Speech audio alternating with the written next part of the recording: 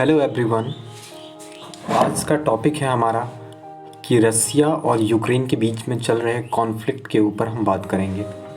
सबसे पहले हम ये जान लेते हैं कि रसिया और यूक्रेन ये किस कॉन्टिनेंट में आते हैं।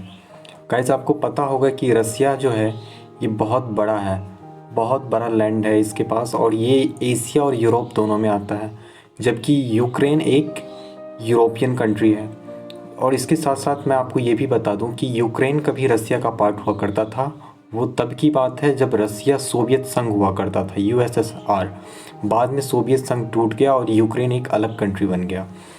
आज के वीडियो में हमें ये पता करना है कि इन दोनों के बीच में विवाद की जड़ क्या है और क्यों फ्रांस के राष्ट्रपति मॉस्को गए थे रशियन प्रेसिडेंट पुतिन से मिलने के लिए। बाइडन और रशियन प्रेसिडेंट पुतिन के बीच में क्या बात हुई। तो चलिए सबसे पहले हम ये देखते हैं कि मॉस्को जाने के बाद क्या बातचीत हुई मैक्रोन और पुतिन के बीच में। मैक्रोन और पुतिन के बीच में करीब 6 घंटे बात चली, लेकिन निष्कर्ष कुछ नहीं निकल पाया। उल्टे ही पुतिन ने धमकी दे दी कि अगर नाटो का पार्ट बना यूक्रेन तो रसिया पलक झपकने की भी टाइम नहीं देगा और ये न्यूक्लियर वार शुरू कर देगा। और नतीजा ये रहा कि इमैनुअल मैक्रोन खाली हाथ वापस फ्रांस आ गए। फिर यूएसए के प्रेसिडेंट जो बाइडन ने बात करने की कोशिश की और इन दोनों के बीच में 62 मिनट बातचीत हुई, लेकिन फिर वो नतीजा कुछ नहीं निकल पाया। और बाइडन ने नाटो के जितने भी मेंबर हैं उन सबको ये कह दिया कि 16 फरवरी यानी कल रसिया कुछ बड़ा कर सकता है, यानी रसिया चाहे तो साइबर अटैक कर देगा या फिर कहीं बॉम्बिंग शुरू कर देगा। तो इन्होंने नाटो के सारे मेंबर्स को अलर्ट रखने के लिए कहा है। अब हम ये देख लेते हैं कि यूक्रेन और रसिया मैप में कहाँ हैं। तो ये देखिए गाइस, आप मैप में देख सकते हैं ये दोनों लैंड बॉर्डर शेयर करते हैं। और आप ये देख सकते हैं बगल में बेलारूस है, पोलैंड के साथ यूक्रेन बॉर्डर शेयर कर रहा है। ये आपके एग्ज़ाम पॉइंट ऑफ व्यू से इम्पॉर्टेंट हो सकता है, पूछ सकता है कि यूक्रेन किस किस के साथ लैंड बॉर्डर शेयर करता है।